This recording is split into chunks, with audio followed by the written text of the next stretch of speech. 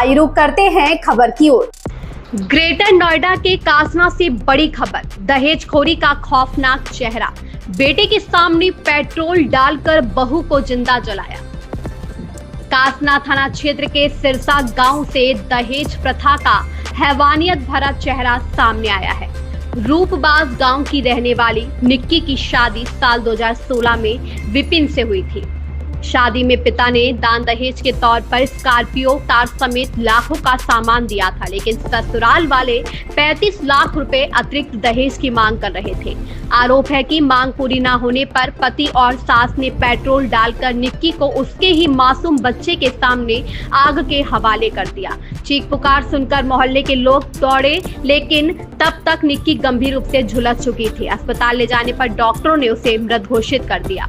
मृतका के मायके वालों का कहना है कि निक्की अपने घर का खर्च चलाने के लिए ब्यूटी पार्लर चला रही थी, क्योंकि पति शराब का आदी था और कुछ काम नहीं करता था। अब उसी पति और उसकी मां पर बेटी की हत्या का आरोप लगा है। घटना से इलाके में आक्रोश है। मृतका के परिजनों ने थाने पहुंचकर सख्त कार्रवाई की मांग की। पुलिस ने पति और सास के खिलाफ दहेज हत्या की धारा में मुकदमा दर्ज कर जांच शुरू कर दी है।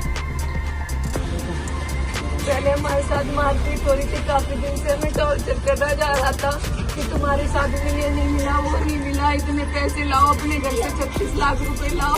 उसके बाद सास ने कुछ मिट ला के रखा घर में, हमें दिया। फिर मेरी छोटी बहन के ऊपर बहुत ज्यादा अत्याचार करा, उसके सर में गले में बहुत सारी चीजें मारी और उसके बाद उसके ऊपर तेजाब डाल दिया।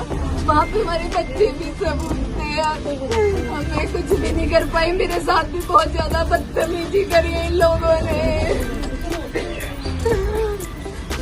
तेरे चोट कैसी लग रही है? ये भी मुझे परसों रात 1:30 बजे से 4 बजे तक मेरे साथ बहुत बदतमीजी करी इन सब बातों को लेकर। तुम्हारे बाप ने एक का सामान दिया, दूसरे का दहेज लाओ, अब क्या कर लेगी पंचायत, तुम मरी हुई अच्छी हो, यहाँ से निकल जाओ, हम दूसरी शादी कर लेंगे। हम कोई ऐसे ही थोड़ी हमारे माँ बाप ने भेजी है सास समाज के सामने ये सारी चीजें कह के मेरे साथ यहाँ पे चाटा मारा और मुझे यहाँ पे बहुत बुरी चोट लगी। मेरे यहाँ से दांत भी कट गया, मैंने माला वगैरह भी पहन रखी थी वो सब। उसके बाद मुझे पूरे दिन कुछ नहीं पता रहा और शाम को मेरी बहन के साथ जो भी कुछ हुआ वो मैं बयान नहीं कर सकती। सच में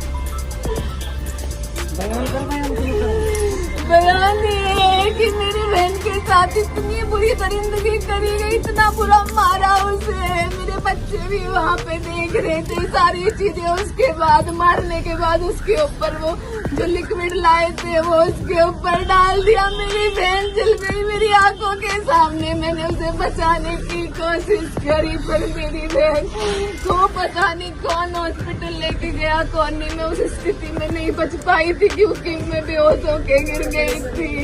उसके बाद मुझे कुछ भी नहीं पता क्या हुआ क्या नहीं। मेरे बच्चों को भी गायब कर दिया।